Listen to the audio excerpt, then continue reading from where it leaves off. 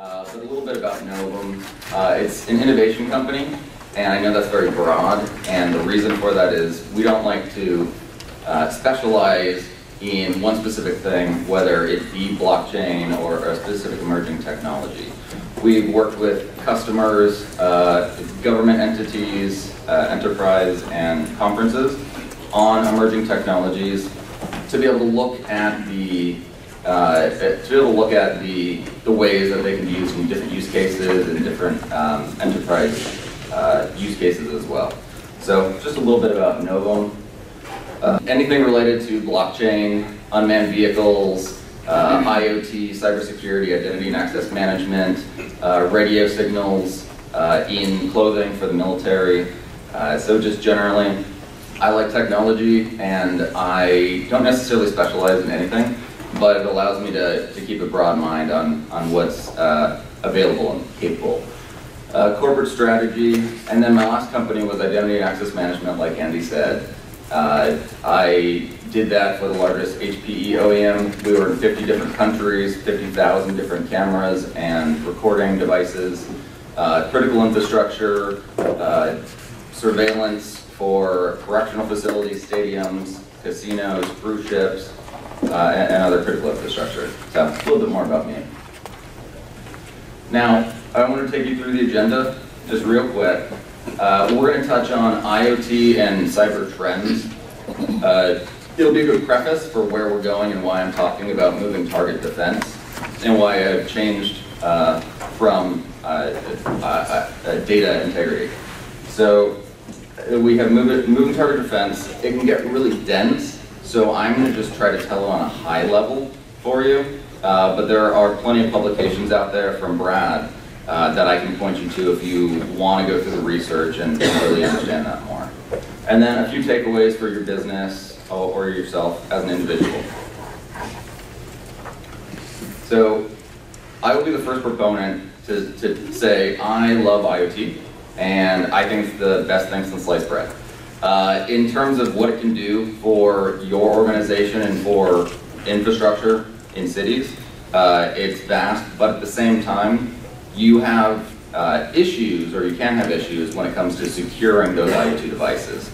And that has been seen throughout the past few years with massive attacks. So I want to take you through a few numbers. I'll see if I can highlight them. So depending on the type of, or depending where your source is, by 2025, you're going to see 75 billion to 100 billion devices worldwide in every single industry. Right now, depending on the source, we're at about 25 billion. So you can see in that short time frame, it's an exponential growth. In terms of the damages, though, that those potentially will cause, it's about $6 trillion in cyber damages, which is insane to think about, but it's something that each one of you should be aware of and thinking about when you're bringing IoT devices into your enterprise, into your environments, and just generally.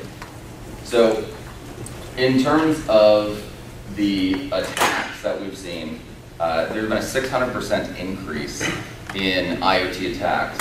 This is mostly because of open ports or plug and play, which you'll find in IoT devices. This is something you should be aware of, especially when you're putting it into your enterprise. And then other common vulnerabilities, buffer overflow, just basic vulnerabilities. Now, something interesting to note is that right now, whether you know it or not, in your environments, you can only see 40% of IoT devices, which leaves a huge hole in where you're needing to be cyber, to have a good cyber posture. And then in the next few years, you're only going to be able to manage 10% of those new devices. And this is due to the management platforms that you're using. They don't integrate these new IoT devices, all of these OEMs. And so this is something that you have to be aware of when bringing in IoT devices into your environments. And then a stat that most people don't know is that there's about 200 million vulnerable legacy applications or executables out there in the world. So So this is anywhere from your consumer IoT devices to critical infrastructure that's running our our power grid, basically. So this is just a preface by the numbers. Now, not to beat a dead horse, but I wanted to take all of you through what you need to know before we start talking about moving target defense. So you may not know, but basically if you hack one application on your enterprise server, you can potentially hack them all. And we've seen that with the WannaCry, ransomware and other ransomware that act as worms. So they basically will find a common vulnerability, exploit it, then it'll go through your network, then it will go through other networks into other enterprises. And this is something you have to be aware of when you are putting those OEM servers on it or those standards that everyone is using. We've seen entire cities shut down because of ransomware. Baltimore is a great example, Atlanta, and their airport and their government. San Francisco had their transit system hacked, and there are a bunch of other examples nationwide and worldwide. That is usually because everyone is looking at ways to solve a problem in a reactionary way, not a proactive way, and that's a problem. So I know this is very common in the enterprise. You say, okay, well, it hasn't happened to me, it won't happen to me, so let's just wait for it to happen and then we'll deal with it when it happens. You should not be thinking that way. You should be thinking totally opposite. What can I invest in now that's not cyber insurance to be able to protect yourself and your organization? Now, here you'll see, that may be a bold statement, but I'll explain that. So all businesses are up against nation states with vastly more resources. It again goes down to the fact that they're not necessarily after you. They're after the specific applications or the specific servers that you're using within your organization, the specific IoT devices that you're putting in, because they have common vulnerabilities. They are able to do that. So you're not necessarily up against them yourself, but as a mass organization and globally, everyone can be affected. And we've seen that again with ransomware and other malware. Now, attackers rely on the reconnaissance. So say I take the most common server that you have with the most common applications, and let's just say it's for a hospital. Well, I can probably buy that server on eBay, and I can probably buy it with the applications that would be running on it, or the executables that would be running on it. I can do pen testing, and I can determine exactly where and how the server was set up, and attack it and create an exploit that's exactly, it can go exactly against that application. So if I was able to hack you and get through your perimeter defense, I can then get that application and then spread throughout your network. Now, I have to tell you about this because this is the main reason why you get hacked. Is because reconnaissance and pen testing is so easy nowadays.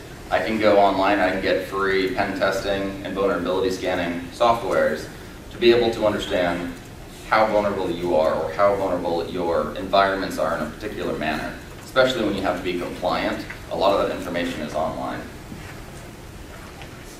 So, I'm a cat person, so I have to do this. But you don't have to raise your hand, but who in the room has an IT or cyber division that does whack-a-mole every single day? Yeah, exactly. And unfortunately, that's not going to stop. That's only going to continue to grow. As I've stated, the IoT devices are going to significantly grow within your organizations and around your organizations. We want to try to prevent this as much as possible. There are obviously things that you can do around that in a perimeter defense, but try not to do whack-a-mole every single day. That's really what I'm trying to say. So, now that we've done that preface of everything, let me talk about moving target defense, or moving target defenses, also known as MTD. Think of it in a way, it can get really dense, so think of it in a way where it's very dynamic. In terms of what you're trying to do and what you're used to, when you install an application onto a server, which is the easiest example, it has a specific directory that is installed in. It has a specific function or feature that it does to be compliant within, say, healthcare, HIPAA compliant. Now, what moving target defense tries to do, and actually does successfully, is take that directory and how an application would work traditionally and randomize it. So if I am able to randomize an application on a server, then I prevent or better protect against reconnaissance. I can't go by your server. I don't know exactly how it's set up. And with this, you'll essentially be able to do it. Now, we are in Texas, so I'm going to use a football analogy. If you, and I don't know stats, so sorry if I'm wrong, in terms of being a professional NFL kicker, you make the goal 80% of the time. Now, if you had the godlike possibility to move that goal, then you essentially could create your own destiny. You could prevent them from scoring and getting a goal. And in IT and cyber, that's essentially your goal. Is exactly that, preventing someone from accessing what you have and where it is. So with that in mind, I'm going to take you through a little bit of MTD on a deeper level. But quickly, I just wanted to show you all of the government entities and organizations that are involved in moving target defense. All of these organizations have put out grants in the past 6 years to look at software and hardware-based defenses, specifically for the defense sector. But that being said, they are also looking for it for the commercial sector, because that's what the government does. You want to be able to make sure that it's commercially viable. So you have NASA, the NSF, DARPA, NSA, CIA, White House, and even more that I couldn't put up here. And all of these right here, these organizations have actually given grant money to Dr. Pottinger that I mentioned earlier, specifically for this problem. So there are a few things to MTD hardening that you should know about. I'm not going to go into the weeds related to it because it can get pretty complex. But think of it this way. If I'm able to randomize the stack, then I can't do a stack buffer overflow attack. If I can randomize the instruction set, if I can randomize the address space, and if I can randomize the data space of an application and what it's supposed to be doing, a hacker will have a harder time getting into your system. That goes with the stack layout, randomization, stack padding, etc. But you instead are playing whack-a-mole with a hacker. So by being able to put specific functions and features of an application into, say, memory, which can be deleted at any time, and it still can work, you have less of a reconnaissance on that hacker's side to be able to get through to you. So ultimately, if they can do that, they can manipulate a program, and that's obviously a problem, as we've seen. And then you want to be able to just diversify where that application is in your system while still being compliant. Now, the interesting thing about MTD hardening is essentially what we've done is have different users and organizations give us executables, give us binaries of the executables to have us run through our system. So they send it through a secure REST API. We do MTD hardening in the cloud. We send it right back to them for deployment. Now, we did that with organizations, and I didn't put the organizations up here, but anyone from defense contractors, all of the big ones, to organizations in the government, to autonomous vehicles like Cruise. So we did our tests with that, and what we found was there were 250,000 plus vulnerabilities found. Those were basic common vulnerabilities, which is pretty scary. And that's not even considering that they're legacy software. So that stat that I said earlier was legacy software. There's tons of software out there that's not legacy. Okay? So that 200 million is significantly more. And then through that, we were able to secure 1.2 million plus around their executables. And again, these were in defense sectors, autonomous vehicles, telecom, etc. So it's really important to note that those numbers, and this was all through Brad's research at Vanderbilt University. In terms of the protection itself, I mentioned earlier code pointer protection. So if I change your directory of where an application is supposed to be, I now can't create an exploit that directly goes to that directory that specifically does the function that I know in my tests worked offline. Stack segmentation, you're just saying, it's similar to network segmentation. I have IoT devices on a specific network that's hardened or just separate from my main network. It's the same thing in concept. So you're just looking at segmenting the stack of the application itself to help with that reconnaissance or against it. And then control flow cross-checking, very similar. So I see some possibly glazed eyes. We'll get to questions. We'll get to questions soon, I promise. Now, if you were to look at companies right now that are offering MTD on the market, there are a few, but here's the problem. They don't have semantic verification.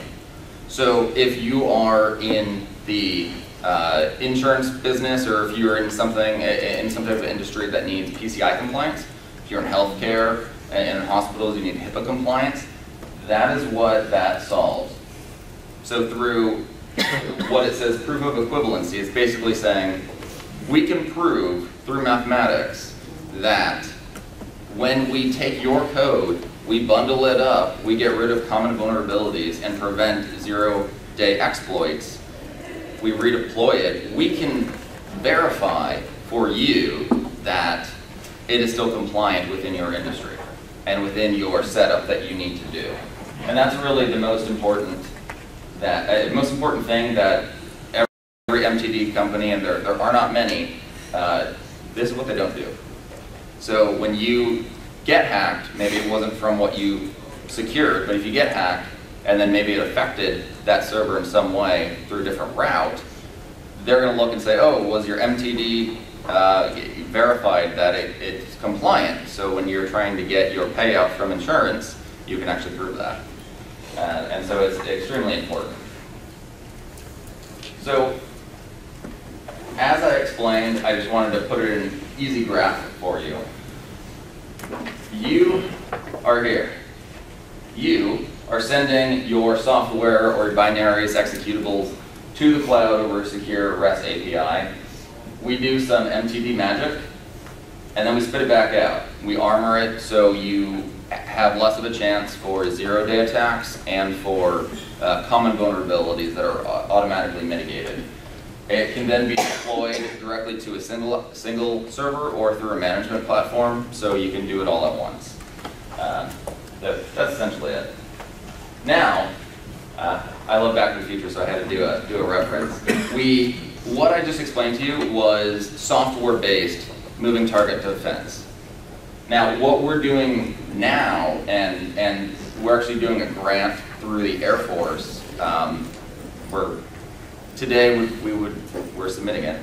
So basically, we're looking to do hardware level. This is system on a chip, moving target defense. Mostly for the defense industry, mostly for autonomous vehicles. So you have that assurance that on a chip, through an ASIC piece of hardware, you have that availability. You're seeing more and more grants that are coming out specifically for this.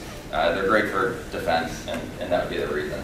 But we're doing it through a joint venture through the Johns Hopkins University Applied Physics Lab. And we have their support, and then higher up in the DoD specifically for this. So we'll see. And then a few takeaways. These may be common. We don't know, or I don't know for you. But even if they're common to you, just remember them. So capitalize on low-hanging fruits. This should be a very simplistic one that everyone does. You really want to understand your environments. When we go back to the numbers, in terms of what I was talking about earlier, where 40% of your environment can be seen, that means 60% can't. This is why you have to understand your environment more than what you do now. And you'll see this actually through a few NIST standards that are coming out that you should be looking into, related to managing IoT devices, both segmented and unsegmented. There was one that just came out related to that. Leverage existing solutions. I know all of you aren't in the business of having R&D labs, or you don't have the budget specifically for that. So use existing solutions that have the capabilities of that protection. I know the easiest way for you, most of the time, is to weigh the options. Should I buy an existing software or service or solution, or should I buy cyber insurance that will mitigate that risk based on where we are? I can tell you more times than not, buying the insurance is the bad choice. Because we've seen now with cyber attacks and people or enterprises that are trying to get that money from insurance companies, they always find a way out. Or most of the time they find a way out where they're only paying a portion of what you're doing. This is anywhere from breach insurance, cybersecurity insurance, to more specific insurances related to your industry. So that's just something to look at. And then my background is in innovation events. So if you don't know what a hackathon is, look it up on Google. But basically, it's an innovation event where you can bring internal or external employees or people from enterprise or from other industries and other companies in, or from academia, to be able to look and see what new innovations are happening and where you have a gap in your security or where you have a gap in your innovation. So in terms of that, I definitely recommend them. Now, but if you do it with your internal employees, it's not a here's some pizza, now work the weekend. Don't do that. Instead do it collaboratively with them and say, look, if we had to start from scratch right now, whether it's for our IT systems or specific IT system or cybersecurity, where would we start? Like if we had nothing right now, let's just brainstorm on a whiteboard and see where our gaps are in a more progressive way and we're not reactive. And then please don't stop securing your IoT devices. If you've learned anything from this presentation, IoT devices can, and for the most part, are vulnerable. There are lots of things that are happening in terms of regulation standards and cybersecurity initiatives that are starting to protect these, which is fantastic. But if you stop looking at IoT devices specifically, whether they're traditional or non-traditional IoT devices, you will be affected if it hasn't happened already. So thank you so much. Thank you.